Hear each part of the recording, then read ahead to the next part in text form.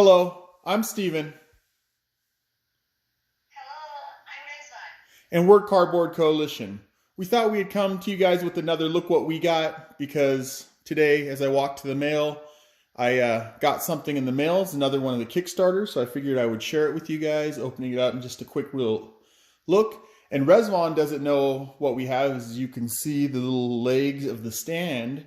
Right, she's with us in video chat as usual because she's still in Tehran. But she's here so she can see what we got. She has no idea. What do you think it is, Rezvan? I don't have any idea. No clue? Shake it. I'll shake it.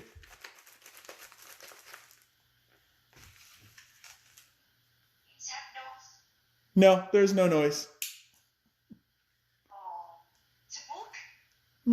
No, we'll see. All right, so let's go ahead and open it and see what we got. Open it, open it. Yeah, my knife still needs more sharpening, obviously. Let's just do a little bit. Oh, there we go. We can tear it open. Put the knife away so no one gets hurt. Nobody move. Nobody gets hurt. All right. Oh, looks like one slid into the other. So there we go. So what it is King of the West, which is a card game. We can move this out of the way. Which is a card game by, I believe, Killer Games. This is their first one they're doing. Jacob Purnell, I think, was the name attached to it. Kind of sucks that this one got pushed open by the other one getting in. But what it is an area control. It's an area control game, right? And you could play 1 to 3 players with just one setup, right? So I went ahead and I ordered all 3 of them. All right. So these are, let's say, the wanted bounties. It says Wano. I think these are the characters. There's the rule book. So there's a little rule book comes in there. You got guns blazing, take aim, ambush, guns blazing, take aim, ambush, gun blazing, take aim, ambush. So if I remember right, each player gets one of each of these cards. It's kind of a Rochambeau kind of game. So rock, paper, scissors. It's kind of how it plays through. And what goes on is you have these locations, right? So we got jailhouse and a regular one. If I remember, it's a you kind of set them up like this in a 3x3 kind of square. So there's another house. Not a lot of crazy art on there. We'll see what the other ones show. But yeah, so it's basically a Rochambeau kind of setup, and you're fighting for who controls these places. And if they control it, then they turn it towards them. But we'll do a playthrough. I think this will be something easy. Let's see if we can break some of that light that's kind of all over it now. It looks like it's something easy. We probably could play with Rezvan. I mean, there's the rules, like I said. Let's go ahead and flip through those. So yeah, one of these is a 1 to 3 player. I see the little setup right there. It shows them a little bit. All right, we'll go through the rules. But I can't remember all of them. I think this one said the Mavericks. No, those are the Marshalls. So these are the Marshall cards. They get one of each, right? Guns blazing, -1, -1. I don't know what all this does. You, rival. So we'll look and see. So there's that one. So this is the Marshalls thing. These are just made out of plastic. You guys have probably seen these before. It's a little pocket game, which is fun. That means you can kind of take it with you everywhere you go. So there's the Marshalls. That kind of annoys me that I'm putting it in upside down. We'll just move these out of the way so we can look at the other ones. All right, so we have the Marshalls. Take these ones out. Who do we got here? Oh, this was forgot about that. I'm not sure how you play this game. I have to look it up, but it's a single card game. It was a bonus if you backed it on Kickstarter. Poison Nectar. Oh, there's the rules in the back, so I'll have to read through the rules. Maybe this was their first game, so it was the second. I'm not entirely sure. I thought this was their first game. But Poison Nectar from Killer Games. We'll set that right here. That's its own game. So let's see what else is in here. So we have the Drifter, huh? So these are the Drifters. So you can see they kind of have their own, the Gambler, Baron. So I don't think the other ones were called the Marshal. I think there's a name for each set. I don't remember them off the top of my head. Fortunately, the artwork on the inside is exactly the same. Looks like what they do is exactly the same. They got different locations though. Can already tell that this set's going to be my favorite because it has an outhouse. So we have an outhouse. It's like just a regular house. A hotel, regular house, and a bank. So it gives you some more locations. This is the back of the cards. It's interesting. Are they all...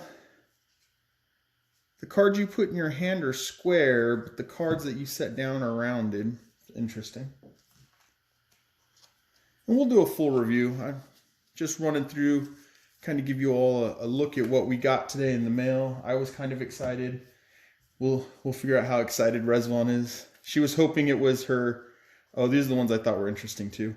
Rezvan was hoping it was her visa interview. There's the rules. Again, each one has rules.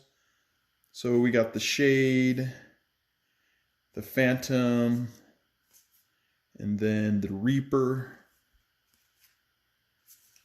And once again, this side did the same. But see, oh no, these are rounded too. I guess they're all rounded, just my eyeballs. I'm getting old. So you got some symbols, looks like shoot and stuff like that.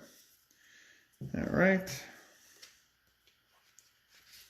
Might as well put the rules in there with the cards. Like I said, we'll probably do a Maxi mini review and kind of go through how to play and do a playthrough because it's supposed to be a 30-minute game. Do a playthrough and then do a review all in one kind of go. Yes, my love.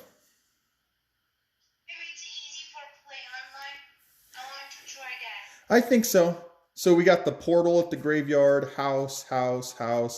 Got the drugstore. So it's like each one had their own little, the Undertaker, which kind of goes with the portal. Is it Forsaken or something? I know there's ones that were supposed to be kind of ghostly. But the main reason I got it was because if you have all three of them, then you could play up to 9 players, 4 to 9 if you have all three of them. Plus, I like to try to keep large numbers because we tend to have, well, when we were meeting up, we had big groups, or we would have bigger groups. Like I said, I'm fairly new to it, and some of my friends who have been in this for a while, you know, kind of ribbed me a little bit, gave me a little bit of a hard time because they want to keep it to 4 to 5 people, and I'm more like, invite everybody. And that's kind of how I got into Zombicide, is what plays a ton of people, right? And that's what I think is fun. And party games are fun, and I have nothing against those, so sometimes we play those. All right, so are you interested in playing this, Rezvan? Yes. Yeah. Yes. So there's one more thing I didn't get today. I actually got from my comic shop the other day. As I told you guys, or if you guys had watched the video, I guess we can kind of leave that right there. If you guys watched the video, when I was talking about deck builders, right? I talked about how Marvel Champions has some new stuff out, but I haven't been able to get my hands on it because the comic book shop hasn't gotten it, right? And the same with the newest Disney Villainous. So I've asked my comic shop to kind of get those things. So I already get a comic book pull list. So I asked them to put like Marvel Champions, DC deck building game, and Legendary Marvel and Villainous. Just whenever those new ones come out, you know, go ahead and throw that on my pull list and buy them. But they're having some issues, so I still haven't gotten the Into the Cosmos. No, that was the Legendary Galaxy's Most Wanted. But what ended up happening is, I guess there were some problems with shipping and stuff, and their distributor. But the distributor sent my comic book shop some extra stuff to give people to kind of say, sorry, we messed up. So I technically got this the other day. So a single player mat. So it was for Green Goblin, obviously. It looks pretty nice. right? Probably need to not roll it up all the time because it's rolling up in that corner. And they also gave me some promo cards. So there's the Wrecking Crew is a promo instead of the base card game. And then they also gave me the Green Goblin, which has the same back. But these are the villain cards. I guess we can put them in order. And then there's Osborne on the other side for everybody knows champions and how to play it. If I remember right, the Wrecking Crew has the same art on both sides, yeah. These guys all have the same art on both sides. But yeah, I technically got this the other day. I didn't buy it, but it was kind of just given to me. I thought it was pretty cool. I put them in sleeves. Thought it was pretty cool. I mean, the comic shop kind of messed up. They say it's the distributor. I'm not going to get into it, who did what. But, so I got a little something, a little single player playmat. It's the neoprene, so you can put cards on it and pick up your cards. It's actually really easy to pick up cards compared to picking them up off this, which sometimes is a pain. But anyways, that's kind of what we got recently. We will be doing a review or comparison of Champions of Midgard and Raiders of the North Sea pretty quick here because we did the videos on how to play and all that stuff. But yeah, that's it. As usual, help us grow the coalition by liking, subscribing, and commenting. I'm Steven. I'm Rizwan. See you later, everybody.